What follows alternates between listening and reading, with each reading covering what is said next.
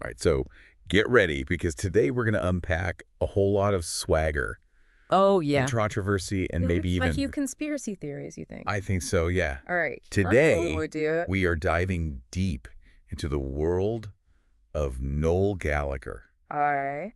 to try to figure out if he's a musical genius Okay. or just a master manipulator, Interesting. grifter, or gifted. I love it. That is what we are tackling today. What fascinates me about Noel is that his entire career seems to walk this tightrope Yeah. between genuine artistry and calculated self-promotion. Uh-huh. He emerged during Britpop, Right. a movement practically built on swagger and a romanticized working-class image. Yeah. And he has played that image Like a virtuoso. like a virtuoso. We've got a mountain of articles, Oh, wow. interviews, social media posts, Really? even some old concert footage. It's a Wow. real mixed bag. Interesting. And you know what? It perfectly reflects Noel's life. Okay. From those early days in Manchester through Oasis's explosive rise, Of course. all the way to his solo career, Mm-hmm. his outspoken opinions, Yeah. and even his surprising foray into football commentary. It's almost like he's deliberately playing with this grifter persona, Right. pushing people's buttons to see how far he can go. Yeah. But then you hear a song like Live Forever Oh, yeah. with its raw emotion and yearning for something more.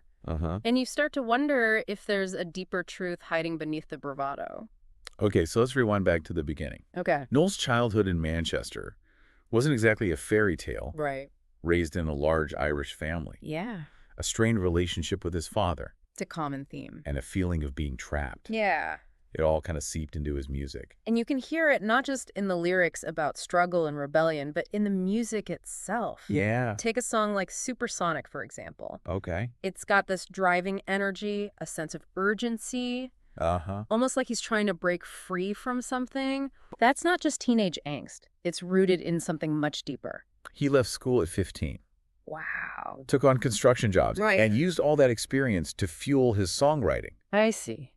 But what's interesting is that even when Oasis hit the big time, Yeah. Noel's music retained this rawness, Okay. those iconic hits like Wonderwall and Don't Look Back in Anger. Classics. They have this simplicity, these almost naive melodies Yeah. that somehow resonated with millions. And that's where the gifted argument comes in. Right. You can't manufacture that kind of connection with an audience. Critics might argue about the simplicity of his chord progressions, Yeah. but there's an undeniable magic to his songwriting. Right. He taps into these universal emotions, this longing for connection and escape, Yeah. and he does it with a deceptively simple formula. Right. And you can't talk about Noel without talking about Oasis Of course not. and the whole Britpop phenomenon. It's huge. This was the 90s. Britain was finding a new identity, Yeah. and Oasis provided the soundtrack.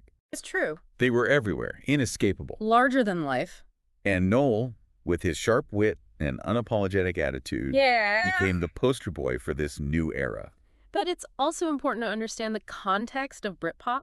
Okay. It wasn't just about music. It was a cultural movement, Okay. a reaction against the grunge scene that dominated the U.S. at the time. Uh-huh. Britpop was about reclaiming British identity, Okay. celebrating working class roots, Yeah. and injecting a dose of optimism into a society that had grown disillusioned. And Oasis embodied that perfectly. Oh, yeah. Anthemic songs, Yeah. a swaggering stage presence, For sure. and that whole lads from Manchester conquering the world narrative. Right. It was a potent combination. Absolutely. And Noel was the mastermind behind it all. But the cracks were already starting to show. The Oh. Gallagher brothers feud, Yeah. which had always been part of their image, Right. was spiraling out of control. It Oh. went beyond playful banter. Oh, no. There were reports of physical altercations. Liam questioning the paternity of Noel's daughter. Oh, my gosh. It was getting ugly. And this is where things get really complicated. Oh, yeah.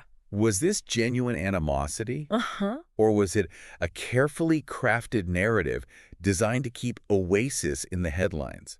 Well, They say there's no such thing as bad publicity. right. And the Gallagher brothers feud certainly kept people talking. Remember that quote from Noel where he said Liam was at arm's length until he apologizes? I do, yeah. It's a statement that's both heartfelt and calculated. Right. He's drawing a line, setting conditions, Yeah. and ultimately playing to the public. Mm-hmm. It's hard to separate the personal from the professional in their relationship. And this tension, this constant back and forth, Yeah. fueled their music. Totally. Their live shows became legendary. Oh, yeah. Not just for the music, Right. but for the possibility that things could explode at any moment. It's true. It added this edge, this unpredictability, Yeah. that made Oasis one of the most exciting live acts of the decade. And then in 2009, it all imploded. Wow. An argument backstage at a festival in Paris. Uh-huh. Liam allegedly swinging a guitar at Noel. Oh my gosh. It was the final straw. Oh, wow. Noel quit the band, and Oasis was over. Wow, fans were devastated. Oh, yeah. But you have to wonder if it was inevitable. The question is, would Oasis have reached such legendary status Right. without this constant drama? Yeah. Without this brotherly feud that played out on a global stage? It's a fascinating question. It really is. And it takes us back to that core question. Okay. Was the feud genuine, or was it a calculated move to boost their image and their success? Let's move on to Noel's solo career. All right. He formed High Flying Birds. Yeah. Experimented with different sounds. Interesting. Collaborated with artists like Paul Weller and Damon Albarn. Wow. And even dipped his toes into orchestral arrangements. It was a departure from the raw energy of Oasis. It was. But it also showed a new level of maturity and musical exploration. But critically, his solo work has received mixed reviews. Really? Some praise his evolution as a songwriter. Okay. His willingness to experiment and push boundaries. I see. Others argue that his music lacks the raw energy and urgency of Oasis, that it's become too polished, too safe. It's almost like he's trying to prove that he's more than just the Wonderwall guy. Right. That he's a legitimate musician capable of evolving and exploring new sounds. Yeah, But the shadow of Oasis looms large. it does. And it's hard to escape the comparisons. And that's where the grifter accusations resurface. Oh! Is he trying to reinvent himself to stay relevant? Okay. To appeal to a new generation of fans? Right. Or is he simply following his artistic instincts, Uh-huh. exploring new avenues of musical expression? Yeah. It's a question that continues to divide fans and critics alike. Definitely. Okay, so we've covered Noel's early life, Yeah. the Britpop explosion, Right. the epic feud with Liam, Of course. and the mixed bag of his solo career. Uh-huh. But there's another side to Noel that's equally intriguing. Okay. What's that? His passion for football, Oh, yeah. specifically Manchester City. And it's not just a casual fandom. No, This is a man who lives and breathes football. I've heard that. He attends matches regularly, speaks passionately about the game, Yeah. and even made a surprise appearance as a commentator for a Champions League match. Yeah, talk about a curveball. I know, right? Now imagine this. Okay. A rock star known for his outspoken opinions. Yeah. And let's be honest, occasional arrogance. Right. Yeah. Suddenly sitting alongside seasoned football pundits, Okay. analyzing a high-stakes match. And his commentary style was exactly what you'd expect from Noel Gallagher. Oh, yeah. Unfiltered, opinionated, and heavily biased towards Manchester City. Of course. It was a move that divided audiences, Right. with some praising his refreshing honesty Okay. and others criticizing his lack of professionalism. So is this another example of Noel playing the grifter card? Is he leveraging his celebrity status to gain attention in a new arena, I see. even if it means stepping on a few toes? Right. Or is it simply a genuine expression of his passion? Uh-huh. A chance for him to share his love of the game with the world, Yeah. even if it means ruffling a few feathers along the way? That's a good question. We'll unpack this further when we get back. It's a fascinating case study, isn't it? It is, yeah. Because Noel's foray into commentary really highlights this tension Uh-huh. between expertise and entertainment. Right. You have these seasoned pundits who've spent years analyzing the game, dissecting tactics, providing insightful commentary. Yeah. And then you have Noel, Right? a rock star, Yeah. whose knowledge of the game comes from a purely passionate fan perspective. It's like he's deliberately blurring the lines. Yeah, Challenging the whole notion of what a football commentator should be. exactly. Is it about delivering a detached, objective analysis? Right. Or is there room for passion, for humor? Yeah. Or even a bit of bias? And, you know, the reactions to Noel's commentary were so polarized. Really? It mirrored this larger debate happening around football coverage. Interesting. Some fans loved his raw enthusiasm, his genuine reactions. Right. It felt like they were watching the game with a mate, Yeah. sharing the highs and lows. Yeah, I can see that. But then you had others who felt he was disrespectful to the sport, Oh, right. that he lacked the knowledge and insight to provide meaningful commentary. It's like he was holding up a mirror to the football world. Right. forcing people to question their own assumptions Yeah, about what makes for good commentary. for sure. Is it about the technical analysis Okay. or the ability to connect with the audience on an emotional level? Mm-hmm. It's a debate that has no easy answers. And it's a debate that Noel himself seems to revel in. Yeah, He's never been one to shy away from controversy. that's for sure. And his stint as a commentator was no exception. Right. It's almost like he enjoys poking the bear, Mm-hmm. challenging the status quo, and seeing what kind of reaction he can elicit. And this brings us to another event that perfectly encapsulates this grifter or gifted dilemma. Okay. The Oasis reunion tour. Oh, yeah. Fans had been clamoring for it for years. I remember. And when the announcement finally came, it felt like a seismic event in the music world. It was a brilliant move. It was. From a purely strategic standpoint, Yeah. the timing was perfect. Right. Nostalgia for the 90s was at an all-time high. Uh-huh.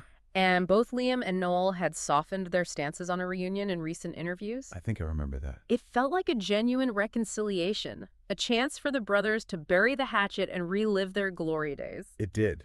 The demand was insane. Oh, wow. Tickets sold out in minutes. Wow. Venues were packed to capacity. It's huge. And the media went into overdrive. I bet. It was Oasis mania all over again. Right. Then came the controversy, and it revolved around something that's become a real sticking point in the music industry, Wait. dynamic pricing. Yeah. Dynamic pricing, yeah. Now, for those who aren't familiar with dynamic pricing, Right. it's basically a system where ticket prices fluctuate based on demand. Okay. So the more popular the event, the higher the prices go. Uh-huh.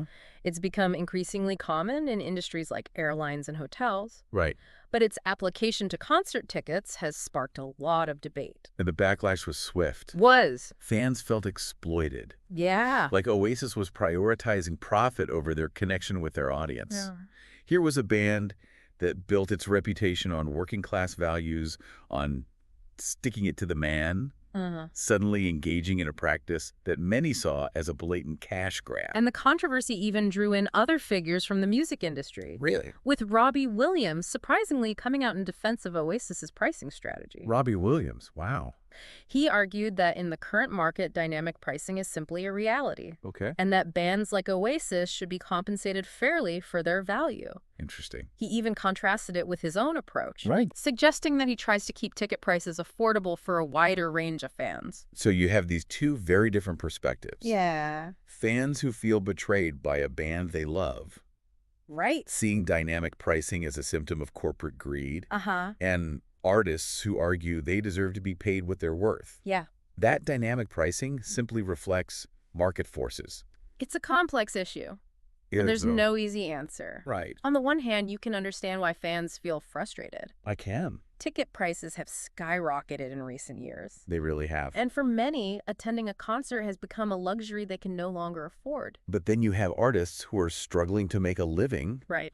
in an industry where streaming services have decimated album sales. Exactly. Live performances have become their primary source of income. Yeah. And they're facing rising costs for everything, Yeah. from venue rentals to crew salaries. So it becomes this ethical dilemma. It does. Where do you draw the line between making a living as an artist and exploiting your fan base? Right. Is there a way to find a balance, a system that's fair to both sides? And it all circles back to this question of motivation. It does. Was the Oasis reunion driven by a genuine desire to reconnect with their fans and make music together again? Okay. Or was it purely a business decision, a calculated move to capitalize on nostalgia and maximize profits? It's hard to say for sure. It is, yeah. And perhaps the answer lies somewhere in between. Right. Maybe it was a bit of both. Yeah, But the controversy around dynamic pricing certainly cast a shadow it did. over what should have been a triumphant return. Let's shift gears a bit Okay. and delve into the Gallagher brothers' relationship. Right. Their feud is legendary, It is. almost as famous as the band itself. Yeah. But what's interesting is how this dynamic played out on a personal level. Right. We've talked about their public spats, the insults traded in the press. Yeah. But what about the impact on their personal lives, their families? If we dive into their childhood, we start to see the roots of this complex relationship. Okay. They grew up in a working-class family in Manchester, a strained relationship with their father, Yeah. who Noel has described as abusive. Wow. This shared experience of hardship, of feeling trapped, it undoubtedly forged a strong bond between them, Right. but it also contributed to their volatile personalities. And you see this reflected in how they handle conflict. You do. Liam is outwardly expressive, quick to anger, Right. letting his emotions fuel his actions. Noel, on the other hand, tends to be more reserved. Okay. But his words can be just as cutting, just as damaging. There's a story from an interview where Liam is bragging about getting thrown off ferries causing trouble. Oh, wow. And Noel responds by saying, if you're so proud of getting thrown off ferries, why don't you go and support West Ham then? We're musicians, right? We're not football hooligans. Wow. It's a small moment. Yeah. But it captures their fundamental differences. Yeah. Liam embracing chaos, Noel trying to maintain control. And this difference in temperament played out on a grand scale during their time in Oasis. It did. Their shared musical vision propelled them to stardom. But their clashing personalities made collaboration incredibly difficult. Right. It was a constant push and pull, a battle for dominance. Yeah. And it eventually became too much to handle. There's a sense that their feud was both a source of creative inspiration and a destructive force that ultimately tore the band apart. Right. Their music was often infused with this raw energy, this sense of danger that was undeniably linked to their volatile relationship. Right. But that same volatility eventually became too much to handle. Yeah.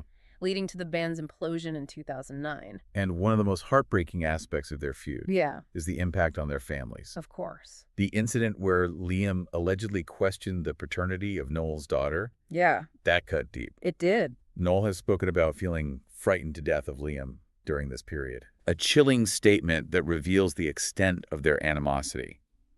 It's a reminder that behind the public personas, behind the music and the bravado, there are real people with real feelings. Right. And sometimes the damage inflicted in these public feuds can be irreparable. But what's also interesting is that despite their constant clashes, there's still a deep affection between them.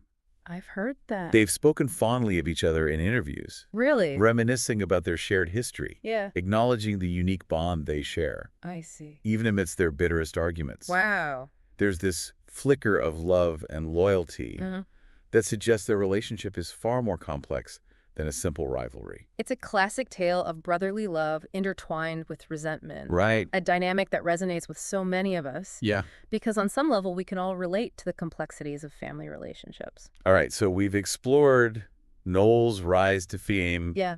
The highs and lows of Oasis. Right. The brotherly feud that continues to captivate the public. Uh-huh. But there's another layer to Noel that often gets overlooked. Oh, right. His reputation is a demanding perfectionist in the studio. Oh, really? He's known for pushing his bandmates to their limits. Okay. For obsessing over every detail. Right. For striving for a level of sonic perfection that many find unattainable.